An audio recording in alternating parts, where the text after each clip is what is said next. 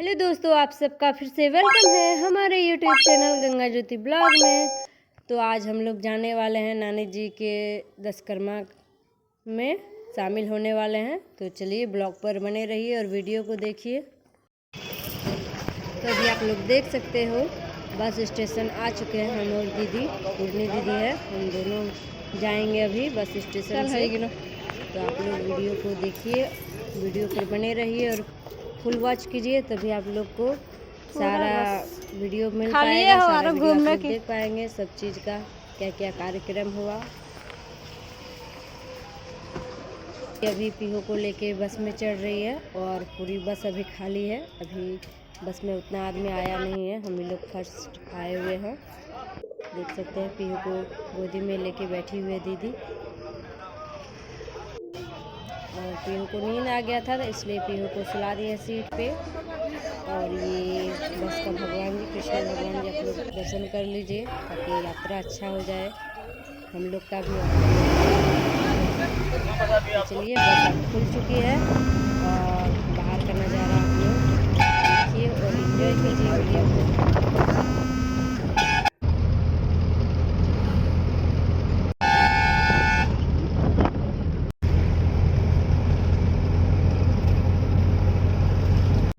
आप लोग देख सकते हो गाइस व्यू कैसे बाहर का सीन का आनंद ले रही है, बाहर का नज़ारा देख रही है। आप लोग देख सकते हो।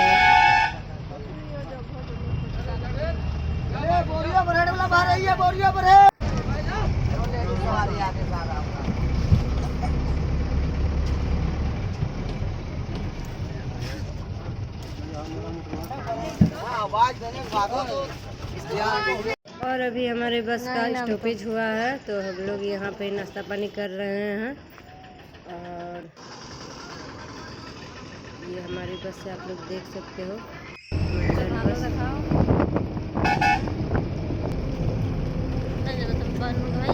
से बस खुल चुकी है और बाहर का नज़ारा आप लोग देख सकते हो गाइस, कितना ही प्यारा लग रहा है, एकदम सुहाना मौसम है, इतना अच्छा हसीन नज़ारा है बहुत ही। और पीहू खिलखिला कर हंस रही है, अपने नाना के गोदी में गई है, वो उनके साथ ही खेल रही है और पूरे रास्ता उन्हीं के साथ बैठ के नानी के घर गई है।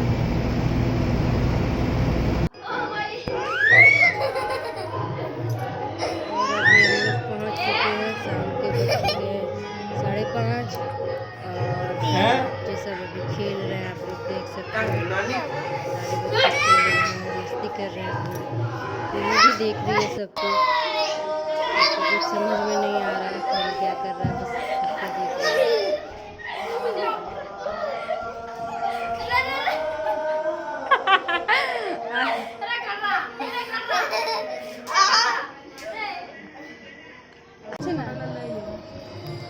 और अभी पीहू को नींद लग रही है, पचूट रही है। इसी बीच में उसको उसके मामा की सास, अनिल मामा की सास,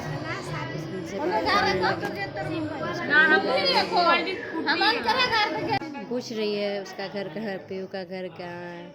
और ये बूढ़ी नानी है पीहू की, एक और नानी,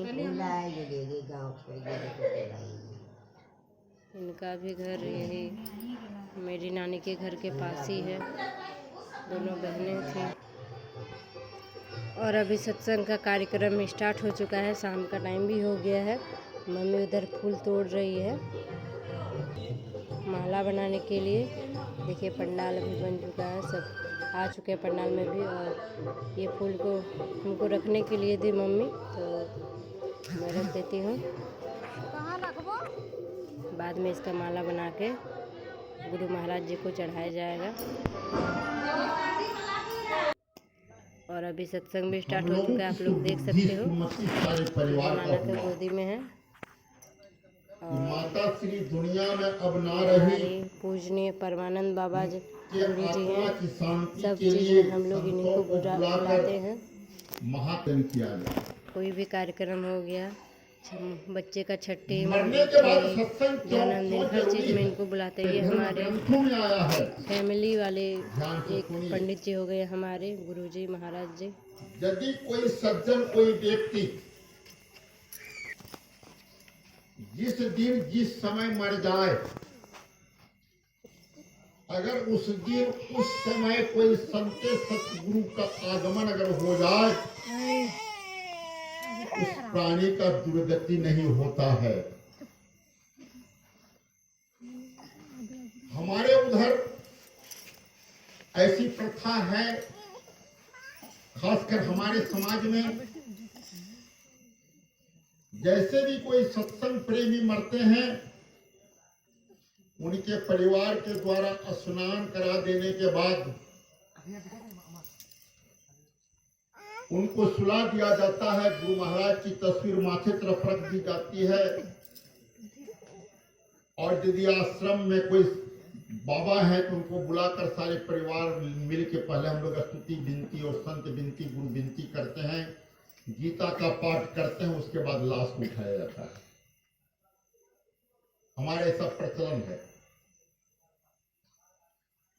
मेरा इस गांव में आना आज नहीं, आज लगभग मैं 4 या 5 बार इस गांव में मैं आ चुका हूं। हमारे स्वर्गीय हीरालाल बाबा भी कहने में कोई अतिशयोक्ति नहीं है। एक गृहस्थ आश्रम में भी रहकर संतमत का इतना ज्ञान, इतना गहन ज्ञान प्राप्त था, तो उनका प्रचार बिहार, झारखंड और बंगाल में भी होता है। गहन ज्ञान को प्राप्त करने के लिए सबसे पहले चाहिए मन की जरूरत। मन कितने हैं? एक तन मन है और एक अंतर मन है। तन मन के द्वारा हम लोग यहाँ शरीर में बैठे हुए हैं।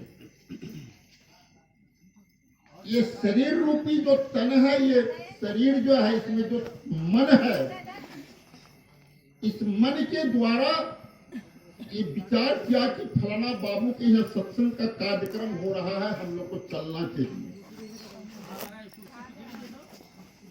हम तमाम श्रद्धालु उस आत्मा की शांति देने के लिए एक तन रूपी, सबसे पहले आपको नरक जाना पड़ेगा। ये गरुड़ पुराण में लिखा हुआ है। और नरक का भोग भोगने के बाद फिर आपको 250 अरब बरस तक, ध्यान दीजिएगा, 250 अरब बरस तक आपको 84 लाख जोड़े में भ्रमण करना पड़ेगा। अब पुनः जब ईश्वर की कृपा होगी तो फिर आपको मनुष्य का जन्म देगा। इसलिए आप रोड साइड में लिखा हुआ देखते हैं ना, सावधानी हटी दुर्घटना घटी। यही मनुष्य जीवन है। इसमें अगर थोड़ा सावधान नहीं हुए तो दुर्घटना घटेगी। क्या दुर्घटना घटेगी? 250 अरब बरस तक 84 लाख जोड़ों में घूमते रहिए। लेकिन थोड़ा सा भी यदि हम प्रभु का नाम ले लें, ईश्वर से जुक्ति प्राप्त कर लें, तो फिर 250 अरब बरस नहीं जाना पड़ेगा। ज्यादा कहीं अगर मिस हो जाए, कहीं भूल हो जाए, कहीं चूक हो जाए, तो 1-2 जन्म के बाद ही पुनः हमको सदगति प्राप्त होगी। हम आवागमन के चक्र से छोड़ जाएंगे। यही है भगवान का नाम में शक्ति। एक बार की कथा है,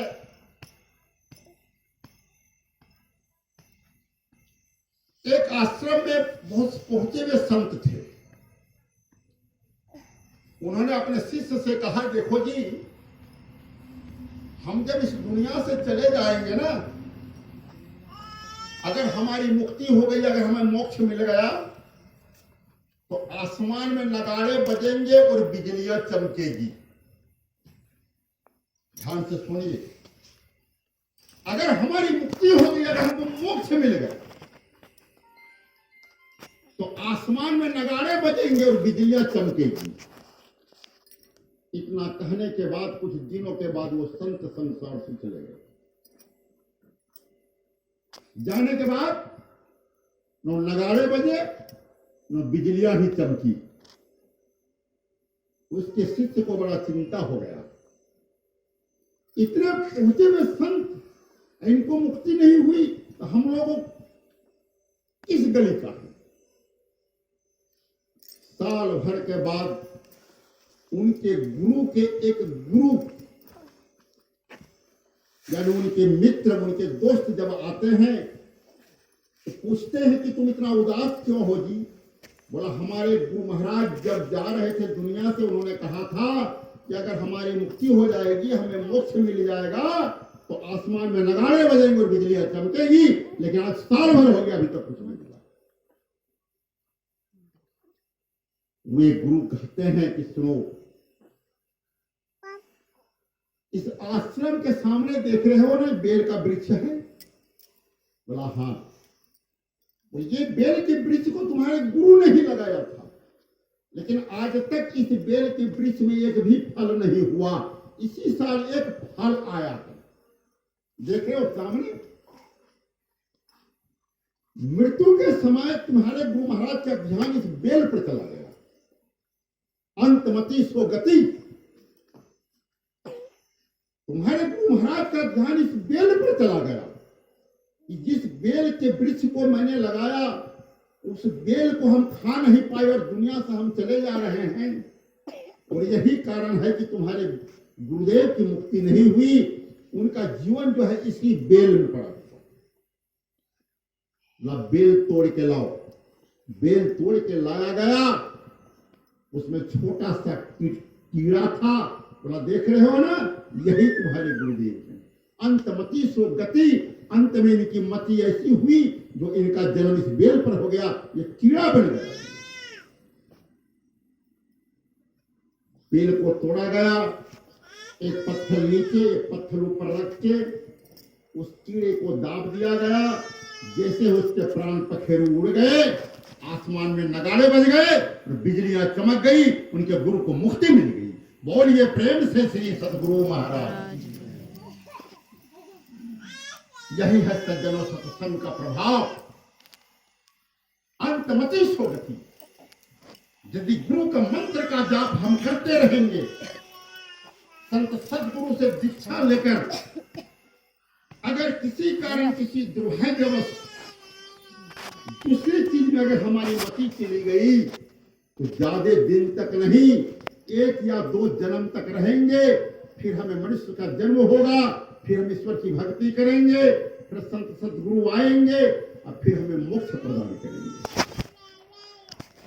और जो गुरु से दीक्षा नहीं लेते हैं, सत्संग भजन नहीं करते हैं, आप लोग जानते हैं कि 84 लाख जोनियों में जाना पड़ता है लोगों को। हमारे व्यासानंद जी महाराज एक बार कथा सुना रहे थे। जब वो पंजाब गए थे, एक सरदार के सत्संग भजन हो रहा था। जब वहां से वो निकले तो सबों को उन्होंने प्रसाद दिया, लेकिन एक कुत्ता था उसके यहाँ। कुत्ता को प्रसाद देने के 12 बजे तक सीडी देखती है, टीवी देखती है, मोबाइल देखती है। उठ रहे की कोई ठाकुर 12 बजे घुमाई सीरियल देखी लू। ए सीरियल चले गलो, तुम्हारो सीरियल लगाए छे, नंबर तुम्हारो है सीरियल है। तुम राजमहल घाटे जाए दिए दिवक 7 क्विंटल काठ दिए दिवक और तुम्हारो सीरियल हो जाए। इसलिए सज्जनों, जागे न जो पिछले पहर करे न गुरुमत जाप, मुंह फाड़े सोई रे ताको लागे पाप।